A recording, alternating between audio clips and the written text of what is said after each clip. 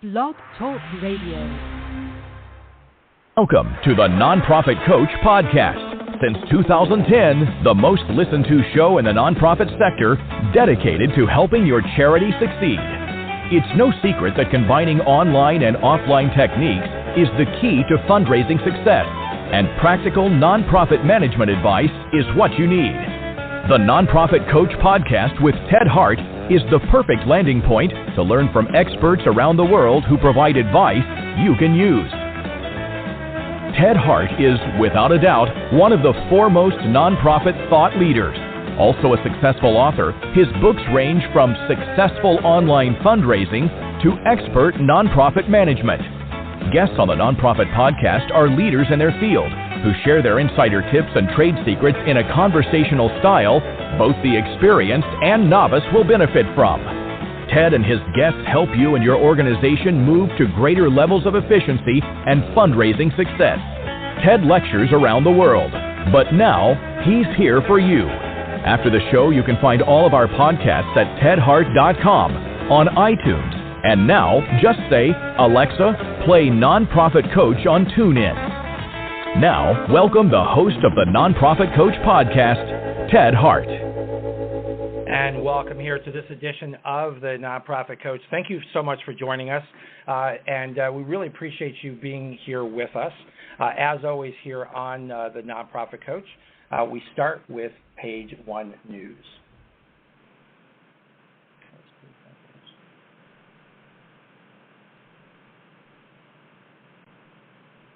All right, well, we're going to go right into page one news.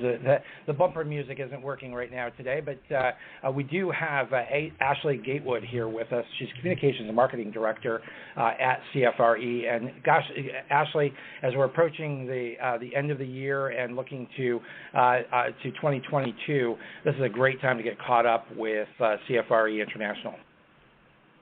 Yes, it is, and thank you so much for having me on the show today. I appreciate it.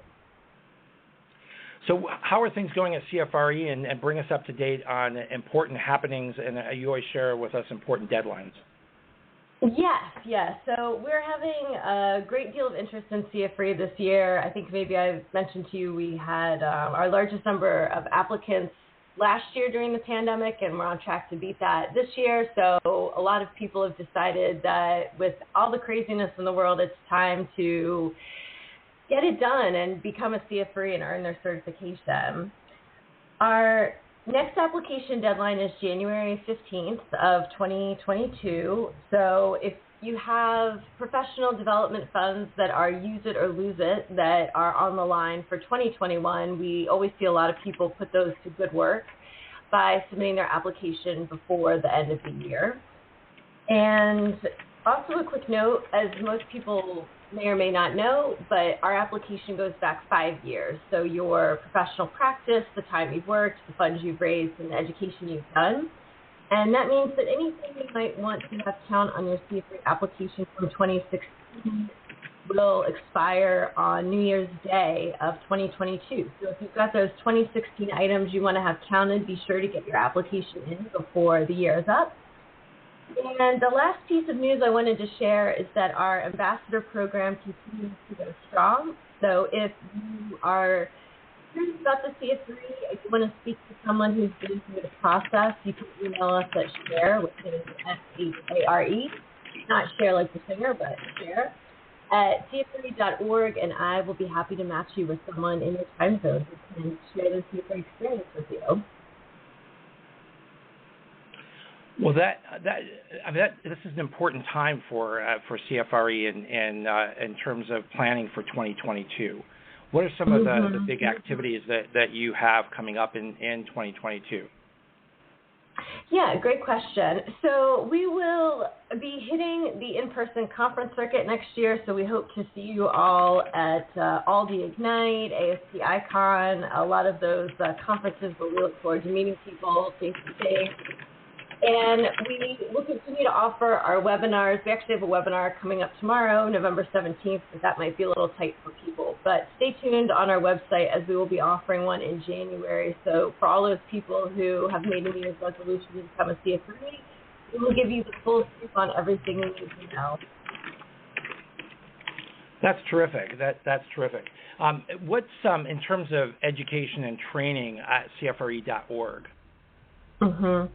Yeah, so for people who are looking for fundraising education that is pre-approved for those C3 education points, we have My Education Finder on our website, and you can go there and see a wonderful view of everything online and in person that's being offered in the coming months. So a lot of people find that a great way as well, just to learn about different fundraising trainings in general. That's terrific. That's terrific.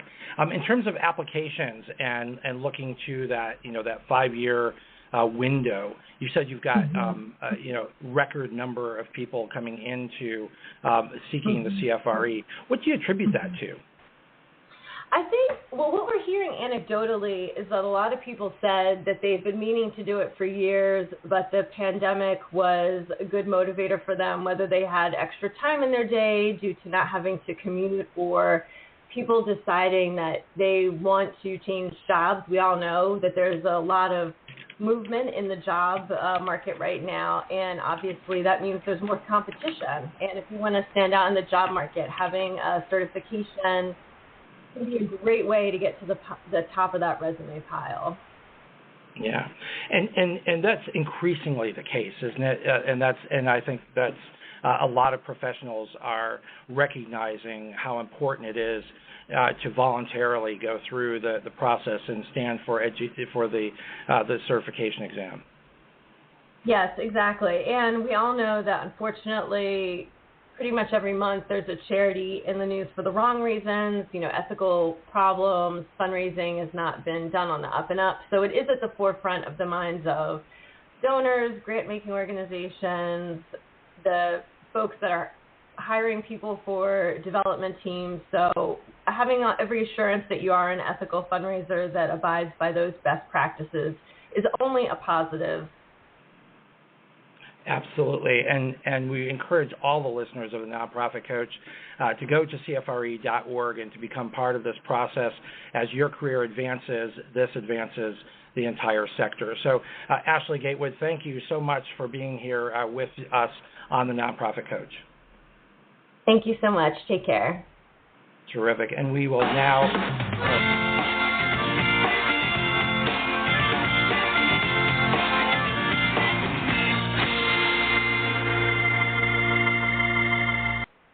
We're now over to our Page 2 expert, and joining us today is Joanne Oppelt. And Joanne is the leader of the Joanne Oppelt Consulting and is a creator of the Sustainable High ROI Fundraising System and co-creator of the nonprofit Quick Guide series. She helps executive directors create vibrant fundraising cultures, adapt simple financial techniques, and find hidden resources to grow their agencies and advance their missions.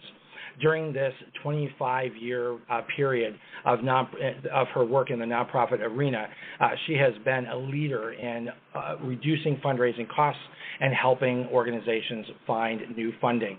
Today, in particular, she's here with us with a new book. A fantastic new book that I'm eager to talk to her about, Raising Lots of Money, Essential Measures to Grow Your Finances and Excel at Fundraising. So, Joanne, it is great to have you here with us. Thank you, Ted, for having me. This is a really, really important book, and what I want to start off with, it's a very accessible book. So this is not a long book, but it's long on really practical advice. Can you tell us sort of the genesis of writing this sort of very quick read for the professional? Well, the nonprofit Quick Guides was developed for busy executive directors and fundraising leaders to be read in about an hour, over lunch, on a plane ride, whatever it is that you are doing, because we realize that practitioners have a lot on their plates and they often don't have a lot of time. We also wanted to write it in a very friendly, practical manner so that you would have takeaways right away and that we wouldn't be hard to understand. Well, and this is not hard to understand at all. But let's start off with jumping right into Chapter 1. And the title here is I think important, and that's why gauges are indispensable. And you jump right into data and the use of data. Help us sort of unpack that process and put it in the context of we're here looking at year-end fundraising, but looking at the next calendar year for many organizations is a very important time. Well, the first takeaway I would have for the end of the year is to, as your end of year financial performance comes to a close at the end of December or into the mid-January cycle, to really use the data to look at how you performed, and not only look at how you performed in a single year, but look at how you are performing from year to year to year to year and see what those trends are. When you have that data, you can then set expectations for your fundraiser, your development director, or you, if you are the development director, to really set realistic expectations for what can actually be raised, so that you're not, going on a whim and a prayer. You're not saying an arbitrary amount over last year, or you're not saying that you have a cost deficit and here's the number that you have to raise, but you're actually doing it based on data and based on realistic data, objective data, so that you can make realistic, good decisions. Mm-hmm. But all the things that you just mentioned are how development budgets oftentimes get created for nonprofit organizations, and development officers and those who are in charge of fundraising are not often the folks who are setting the budget. So help us understand, you said all those are sort of the wrong way to set budgets, which boards of directors and others don't always know that, it's not take your deficit and that's your fundraising goal, or, an arbitrary number that we just think is a good number over last year, or I read about it in a paper someplace and that seemed like the right number. But walk us through the downside for that, but also practical advice for the fundraising professional who wants to can really only influence that process, and how can they influence that in a positive way? Well, the downsides are that if you do it the wrong way, that you're not going to raise the money that you use. You're going to have unhappy board members. You're going to have an unhappy supervisor because you're not able to meet the goals that the organization has, and you're not able to move the mission forward in terms of how much you want to move it forward. So the drawbacks to me are quite obvious. In terms of being able to influence a budget, I think that executive directors and boards need to get the input of their development directors, or at least have those metrics available, so that they can, again, set realistic budgets and not go by the whims of the whims and the wants of what people think is appropriate, because X agency, ABC agency raised X amount, we should be able to as well. There's all these different factors that go into it, and I think that by bringing those factors up, by talking in very objective, fact-based language, it helps your executive director, excuse me, it helps your executive director then present a cogent argument to the board as to why they're allocating resources, or why they need to be allocating resources in one way, as opposed to what they may think based on their whims. Yeah, and you in your chapter, you say development budgets should not just follow the phrase of raise as much as you can and spend as little as you can. But my response to that is we need money, so go raise money. Get in line. So does everybody else. That doesn't mean that you're going to be successful just because you have a need. So help the again, practical advice here. If you can only influence it, is one way to do that, to be proactive, right? To do the analysis that you're talking about and to provide that to the executive director to say, this is the analysis of what's possible and this is why. If that's an approach, what are some of the advice that you would have for our listeners in terms of how they might get that started? Because this might be just about the right time to do it. So I would first of all do the metrics and go beyond just dollars raised and donations garnered, but really look at your average gift per donor and those trends. Look at your donor acquisition rate and retention rate. Look at your cost to raise a dollar and your cost to acquire and retain donors. Look at the process that influences the donor in terms of giving. How easy is it to access you on the website? How easy is it to make a donation? And look at the conversion metrics in terms of getting from step A to step B to step C. And really do a deep dive. And if you find things that you don't like, or if you find that you're not raising as much money as you want, look at your efficiency ratios, your return on investment, and your profit margin, and start making decisions about what you want to invest in based on your financial and mission goals as an agency, and mix up your revenue if things are getting old. And have a roadmap of how you're going to do that. The roadmap is important. Mm-hmm. What are some of the so diversify, just because you've done it in the past doesn't mean that you necessarily need to do that now, but you're in post. You can't write the budget, but you can influence the budget. What are some of the creative ways that someone might look at their metrics and see a new path? I mean, what are some of the cues that you would be looking for?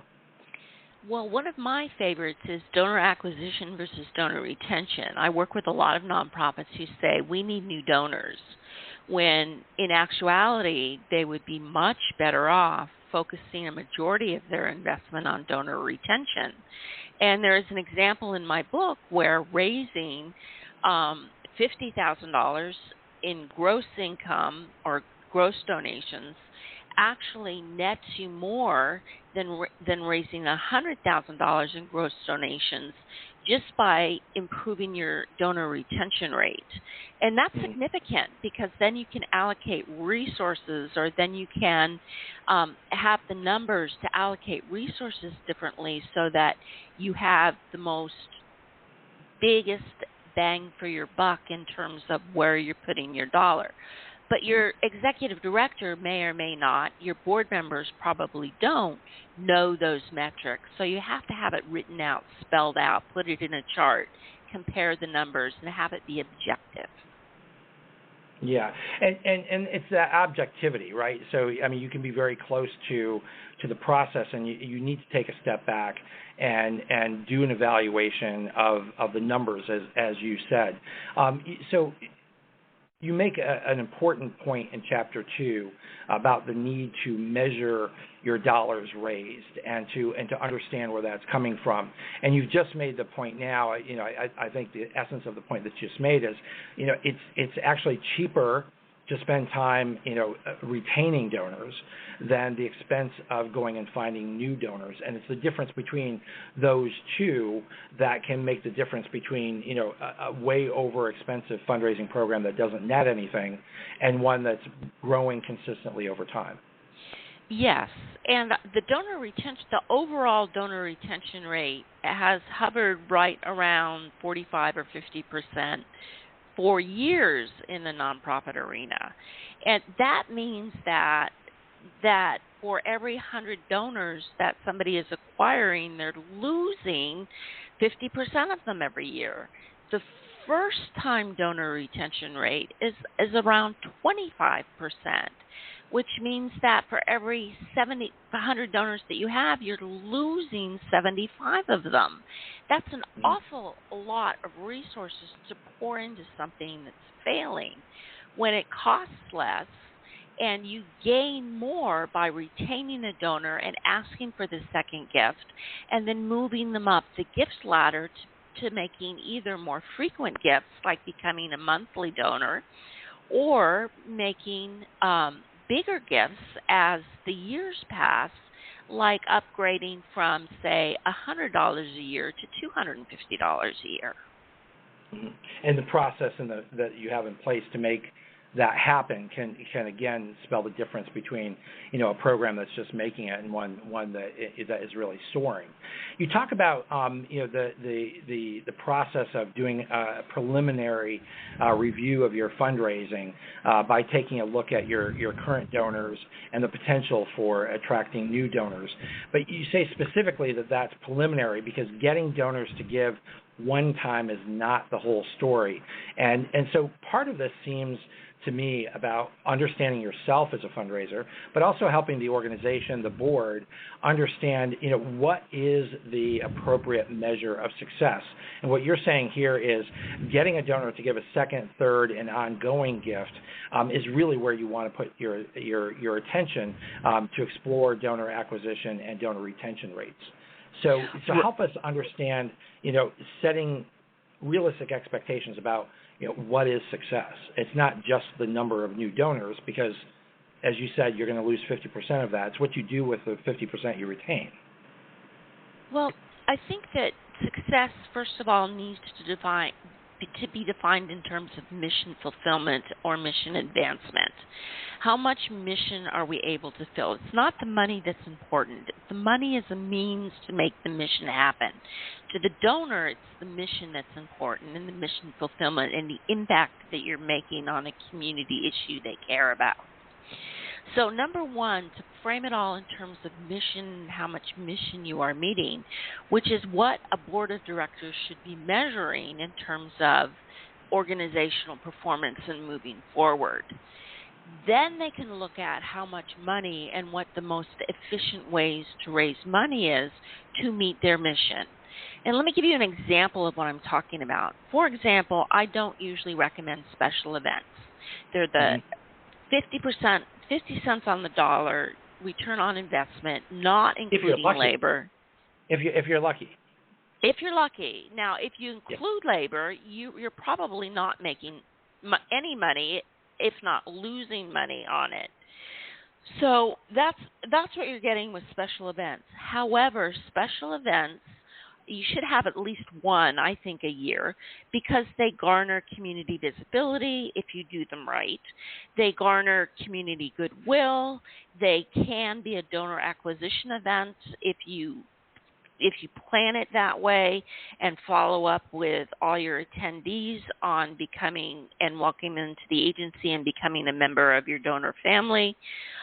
There's a lot of things that special events do. Yeah, and Joanne, I often, just see what you think about this, but I often advise, start with your special event as being donor recognition and then build from there. Or donor cultivation.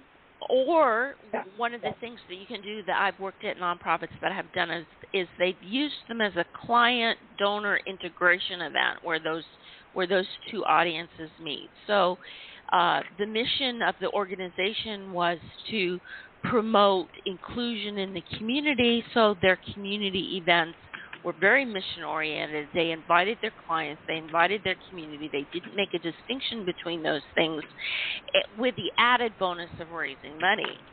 Now, I'm not necessarily sure that you're going to raise money that way, but it's a good way to get your mission across because I think that, above all, it's promoting mission. It's all about mission. You talk obviously about donor management software systems, and and that leads to making sure you've got accurate data to be able to inform your system. What sort of advice? I mean, I don't think you're promoting one system over another, but in terms of our listeners today, what do they need to make sure that they have in place and be able to administer as part of their overall development effort? Well, they need something that can pull the data out easily, that can pull good reports. You want to know, you want to be able to enter data easily as well in terms of donor campaigns, in terms of donor gift trends and things like that, so that the data needs to be able to be entered. You also want to be able to see who entered the data when, in case you have questions or you need to go back to that person, and so that you can measure the consistency of the data input between different users. You want to make sure that you're tracking not only again, donations raised and dollars raised, but also you can put in notes for different donor cultivation activities that you might do as the conversations that you have in the pipeline, so that if something ever happens to you or you end up leaving the agency for whatever reason, somebody can pick up and say, here's where that donor was, and here's where we can pick up the ball and move it forward from here.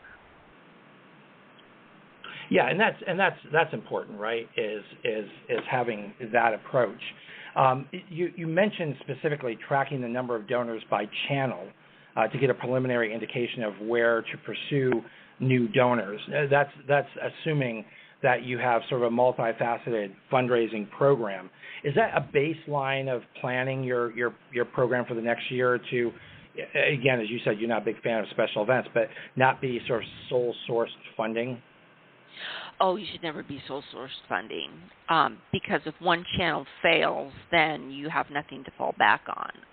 I recommend diversifying your revenue streams as much as possible.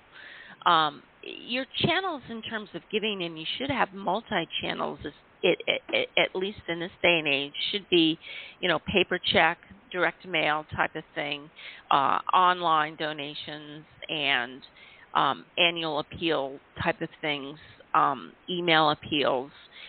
If you do follow-up phone-a-thons or thank-a-thons after a direct mail appeal, say, to convert donors more, then you will want to know what your rates were in terms of converting maybes to yeses and things like that for your phone-a-thons. There's a number of ways that people can give, and whatever channel that you are using, you want to know what one has, A, raised the most amount of money and net income, and B, which one is the most efficient to use in terms of your overall goals, again, taking into account both mission and money. Yeah, and that mission is where that has to stem from, right? So how do you build off from the mission of your organization, because you're one of the stewards of that mission, right? You're one of the stewards of the mission, but the board is the ultimate steward of that mission, and they have a duty to make sure that the monies that are garnered from the public are used for the advancement of the mission. So in terms of fundraising and the type of fundraising that you're doing, there should always be a mission component. That's where you should start. And for example, in your annual appeals, talk about mission, talk about the impact of mission. Don't talk about organizational structures or program goals that you have, which are just substructures of an organization. Talk about the community problem and what impact you are making on that community problem, regardless of how much money you have or don't have, or how many people you are serving or don't serving. But get at the true impact of what you're making, and include that in all your fundraising channels and all your fundraising communications throughout the year. Yeah, important for you to get across the message of the why of why would people give to your organization, and what kind of difference they make in your organization by contributing and essentially becoming sort of community investors in your nonprofit. And that's a topic that I'm going to ask Joanne to talk about and to give us some guidance as soon as we come back from this quick break.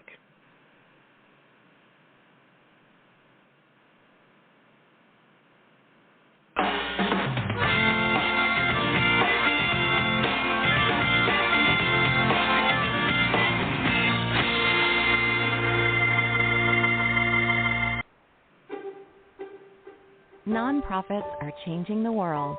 Whether your organization focuses on bringing clean and safe drinking water to everyone on the planet, or caring for people in your local community, nonprofits like yours are making a difference every single day. But nonprofits also face a unique set of challenges. How to manage volunteers and operations on a limited budget.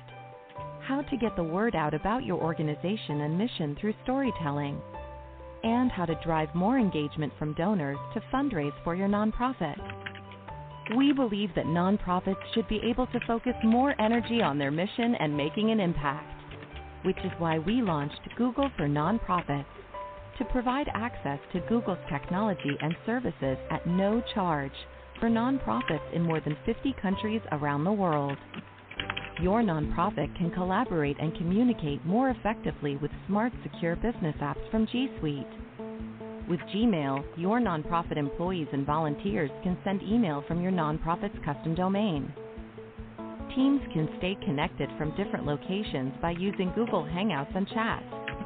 And you can access and collaborate on documents from anywhere with Google Drive.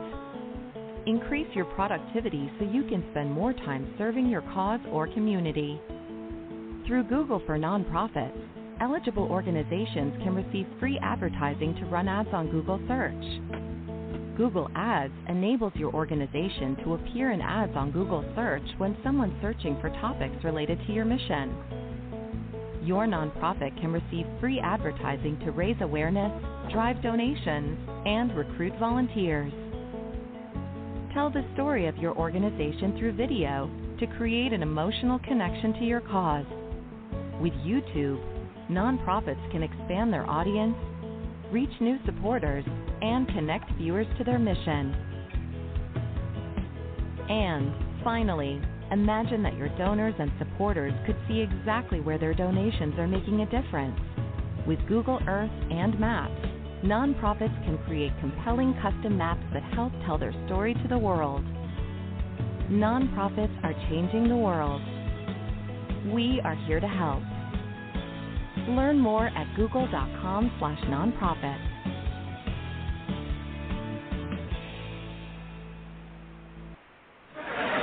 Remember, our podcasts and archives are always free and always available 24 hours a day at tedhart.com, on iTunes, and now just say, Alexa, play Nonprofit Coach on TuneIn. Now back to the Nonprofit Coach Podcast with Ted Hart. And welcome back here. We're with Joanne Oppelt. And Joanne, before we went on the break, I sort of put out there the messaging from the development office in terms of the why someone should support, directly connecting those donors to those messages. How does that fit into your messaging and your planning? Well, in the sustainable high ROI fundraising system, I address this at length in terms of exciting your community and getting them involved. And I really see development in marketing or communications, and sometimes there are two departments, and sometimes the development director has both of them, as crucial to this. And your fundraising messaging, or the overall messaging of your agency, really starts with assessing what your organizational gaps and assets are, and really building off those assets so that you can create a brand message that gets your community, gets your nonprofit to stand out in the community so that you hammer that message over and over and over again. And that message is based on what makes you unique and what is unique about your mission and your organization in relation to all other organizations like you. And there's a way to get at that message and to get at that uniqueness. But then you can take that uniqueness and excite your community about, these are the kind of people that we're looking for, people who want to invest in this, people who want to improve this community issue that we work on.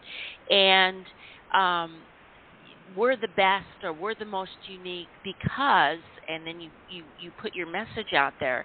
But it really is an organizational message that needs to be on the website. It needs to be in all your internal materials so that your staff and volunteers and board know which message to communicate to the community. And you just take that in fundraising, that core message that you have, and convert it to dollars and cents in terms of saying, you know, X amount of dollars will do this in terms of advancing our mission. Mm-hmm. In Chapter 3, I mean, it almost feels like you sort of turn your attention to management and boards of directors with a little bit of a cautionary tale, and that you share the average tenure of a development professional today is down to 14 months.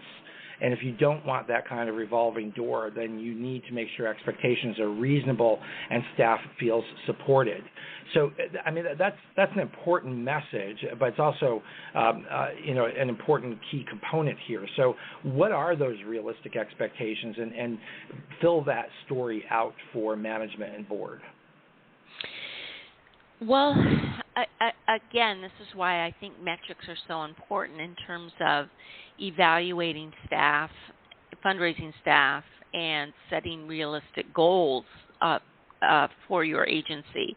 If they're objective and they're based on the goals that you have met or that you have decided on as an organization that you're going to meet, and the development director is able to present you with data that says this is what we can accomplish based on our history and based on all the other factors that I'm taking into account in terms of organizational capacity and staffing and costs and all of these other things in the way that we raise money. I think that goes a long way in terms of satisfying both the board, if you're an executive director, both the board and the development director, again, because it's so objective. It's not based on any whim. Your development director and the executive director then need to be in constant communication because, let's face it, life happens and you're not always going to meet your goals, or you're going to exceed your goals because of whatever happened in the environment. And to really, again, use the data to, when life happens and you're not going to meet a goal, pivot and make a change so that you can, by the end of the year, meet your overall goal, even though you might have missed a single objective. And if you have data to do that, if you've thought through that, if you know the efficiencies in your system, you know how to pivot. And part of that is, as you said, understanding the numbers, sort of, I guess, living in reality of what does it really cost your organization to raise money. And you raise this issue of direct and indirect costs. Can you help the listener understand what should they be looking for, and maybe what are they traditionally missing?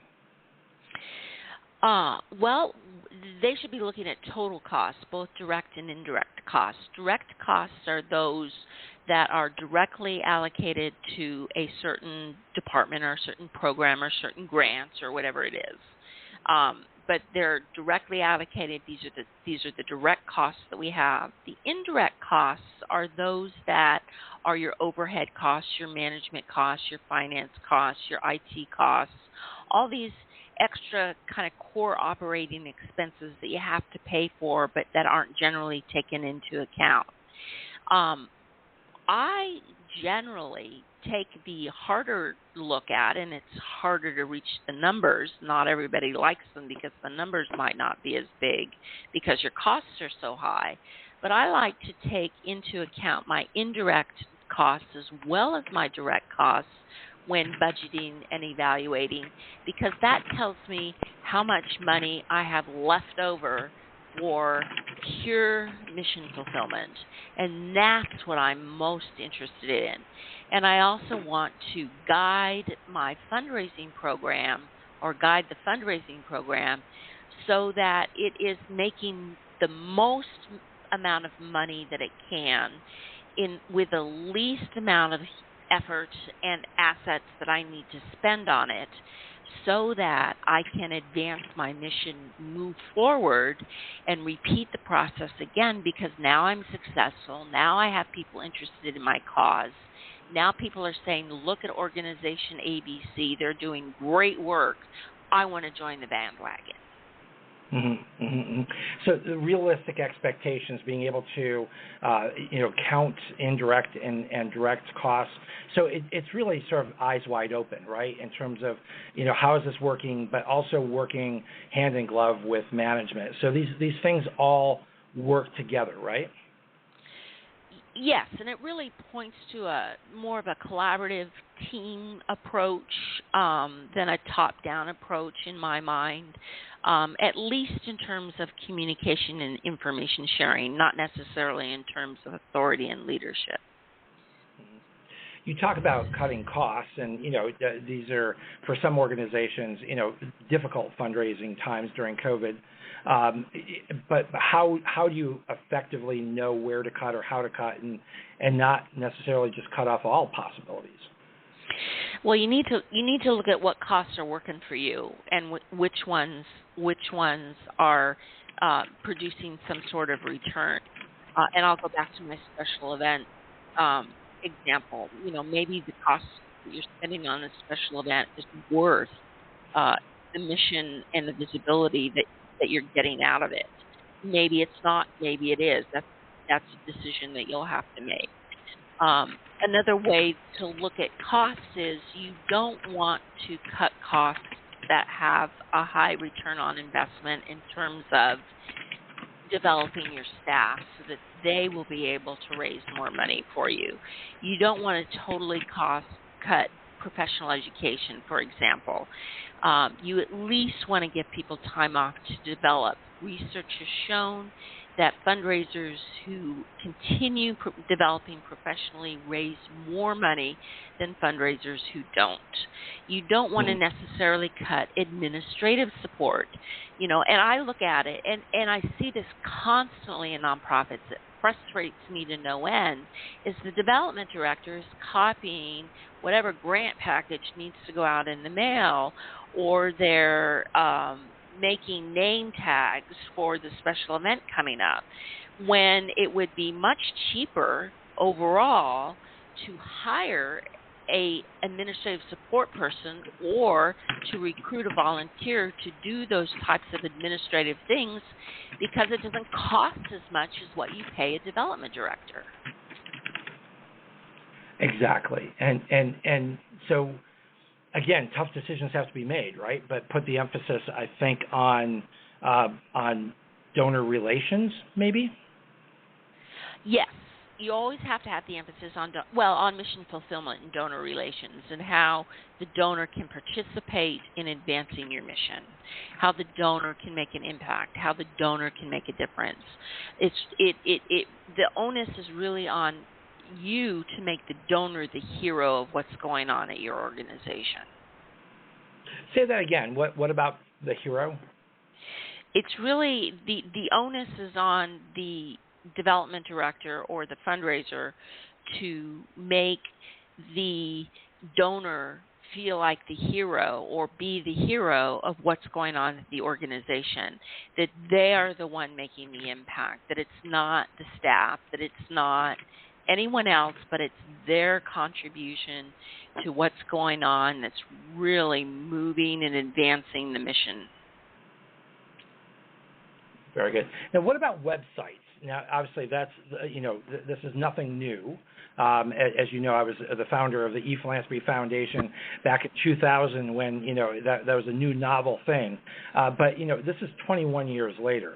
And the use of the internet and social media is key to the success of any nonprofit organization that wants to speak to its community and raise money. So how does that weave in to the success and your notion of, again, data and metrics and reviewing your success? And obviously, woven into that is the use of email. Well, let me start with the messaging, first of all. If you have overall messaging, your website needs to proclaim that messaging in terms of what it looks like, what it feels like, the words that it uses, what it says, all of that stuff, so that your messaging is on point. Number two, I think you need to have it easy to get through your website. So often there are donor systems where it takes 3 clicks to make a donation. Well, you want to get it down to 1, maybe 2 if you have some security protocols, that extra security protocols. But you don't want to frustrate the donor. You want to make it as easy as possible for the donor to get through the process of making a donation. And then you want to reward the donor for that donation. If you have a donation on your website, then you want to use social media to drive traffic to your website, specifically your donor page in the cases of fundraising, which means your donor page, again, needs to come from the donor's point of view and be very mission-laden in terms of the impact that a donation will make. Usually, in my experience, people who donate to your organization through your website for the first time give on the smaller side, not always, but usually. And then you need to follow up with that donor and cultivate that donor so that they can become a heartier donor over the years. In your chapter 6, you specifically bring up this notion of the donor journey. And you make the point, which I think is accurate, that many nonprofits have many ways for donors to interact with them. How does the fundraising arm of the organization, but also management, understand this notion of the donor journey, and what do they need to keep in mind? Well, to get at the donor journey, you need to look at what it takes for a donor to give, and all the steps leading up to the donation, and all the points of interaction, and all the decision points that the donor has to make. And you want to be able to make those decisions you want to influence those decisions so that most people are saying yes at each decision point along the way, which is why you want to look at and map out the whole journey and look at your conversion metrics. Where in the system is it breaking down? For example, they may have questions and want to talk to a real person and not be able to get through your voicemail system because there's no live person at the agency, and they don't know who to talk to, and they get frustrated and hang up, and you never hear from them again. Things like that in terms of the donor journey. But make it as easy as possible for the donor to interact with you in ways that they find helpful, not necessarily in ways that are the easiest for you and the staff, but in the ways the donor finds easy and helpful in understanding what's going on at the organization. What is the more mission, more money, more mission, more money cycle? Well, the more mission, more money, more mission, more money cycle is that you start with mission, and you have donors that are attracted to your mission. And if you're doing it right, if you've used the data, if you've got the management in place, if you've got your messaging in place, if you set your staff up for success, then you will raise money. And if you raise more money, and I'm talking net here, not necessarily gross, but net, if you raise more money, you have more money to pour into your mission. So you do the thing that boards are supposed to do. You pour it back into the organization, back into more mission fulfillment, which attracts more donors, which then again fills more mission, which attracts more donors, and you enter a growth cycle and become somewhat financial and mission sustainable because of the constant mission that you're promoting. And I guess, related to that somewhat is, the role of fundraising in the life cycle of the charity, right? And you bring up the issue of making sure that messages are consistent. But for many nonprofits, there's lots of different kinds of messages. So what's the role of the fundraising development team in that discussion?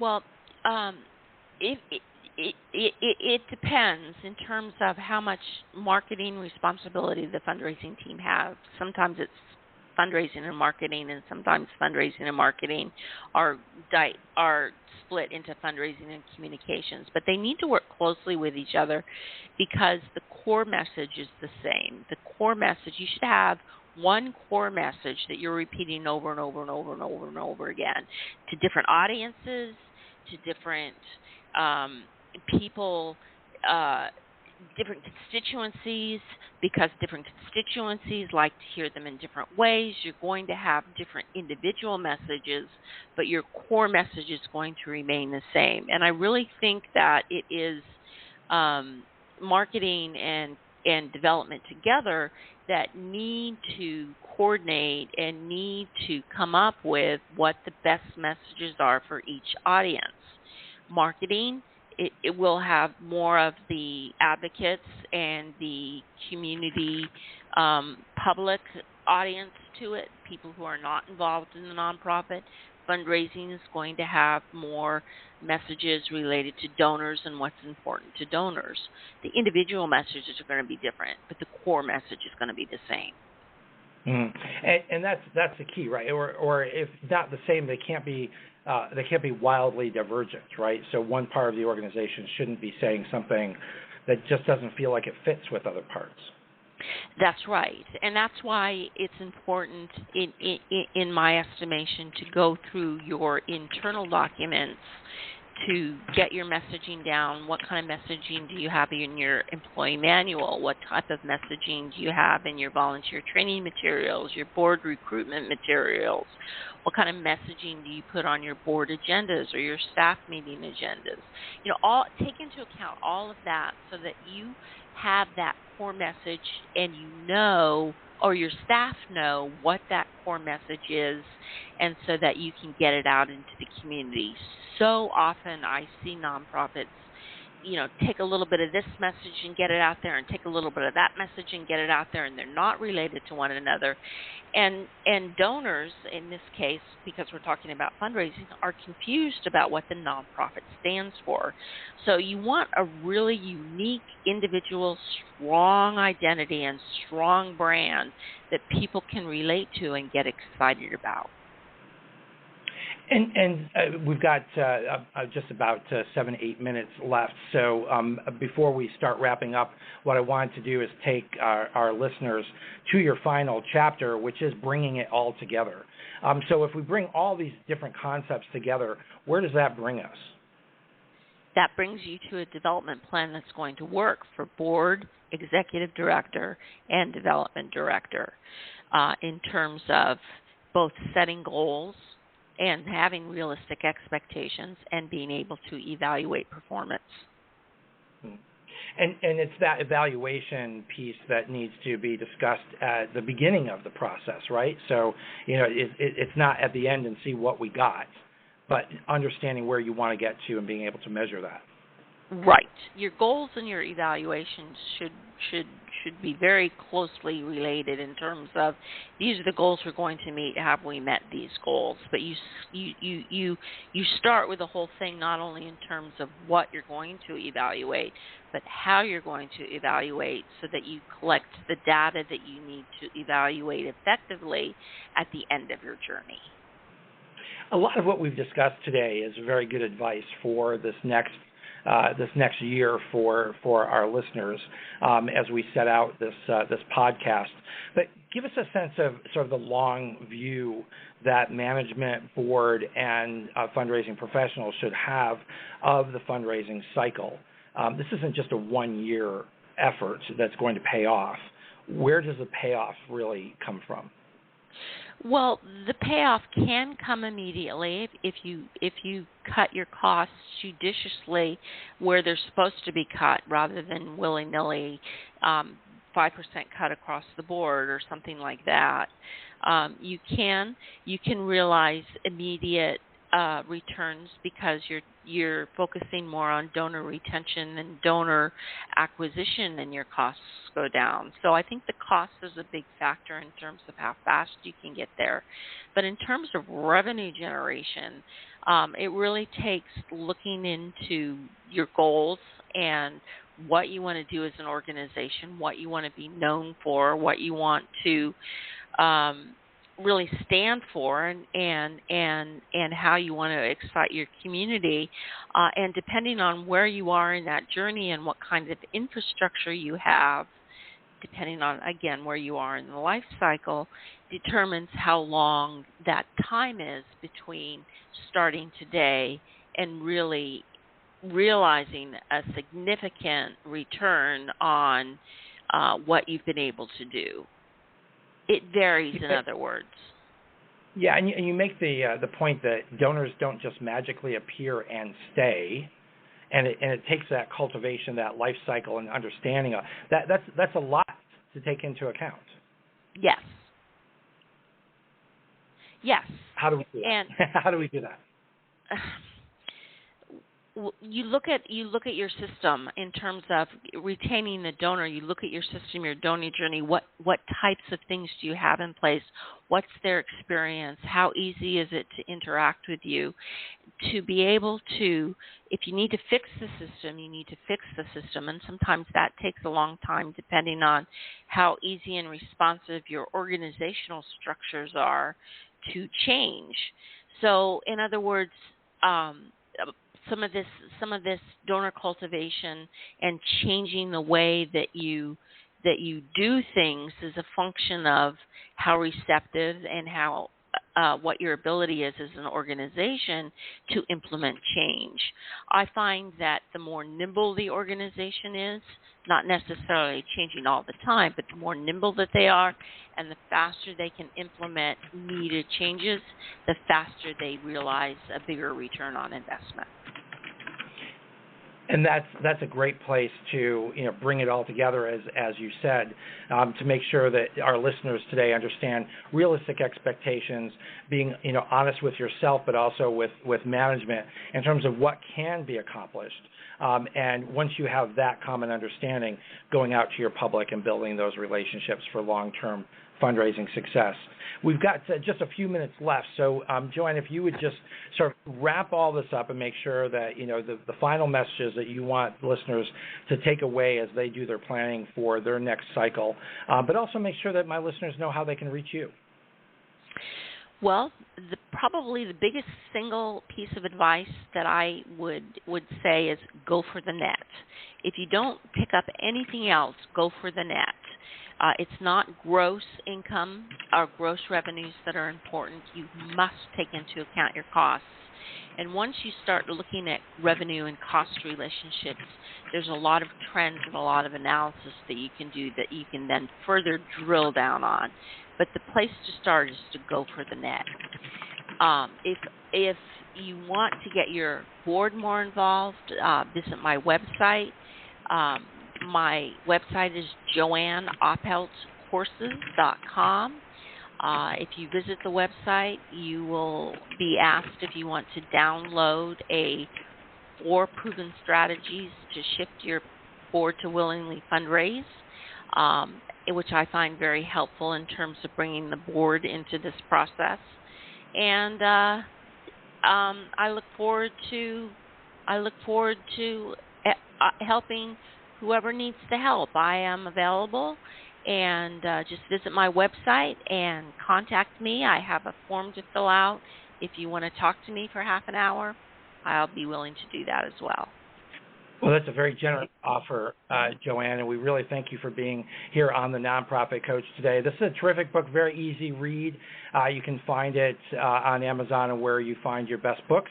And it's called Raising Lots of Money, Essential Measures to Grow Your Finances and Excel at Fundraising. Thank you so much for being here today on the Nonprofit Coach. Thank you, Ted. You've been listening to the Nonprofit Coach podcast with Ted Hart.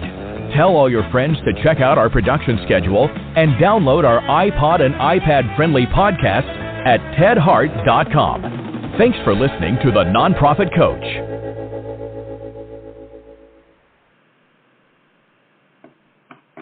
Have you Googled yourself lately? Are there negative posts from an ex-employee or from a former client? Maybe an outdated news article? Search engines don't always get it right. For right or wrong, it's your reputation on the line. That's where Reputation Defender by Norton comes in. Take control with Reputation Defender. Their cutting-edge approaches help you to wipe away unwanted information in your search results. They also promote the good stuff. You can start by getting your free reputation report card at reputationdefender.com or call 800-811-4975 to speak to an expert. Top reasons your career wants you to move to Ohio. So many amazing growth opportunities, high-paying jobs in technology, advanced manufacturing, engineering, life sciences, and more. You'll soar to new heights, just like the Wright brothers, John Glenn, even Neil Armstrong. Their careers all took off in Ohio, and yours can too. A job that can take you further, and a place you can't wait to come home to. Have it all in the heart of it all. Launch your search at callohiohome.com.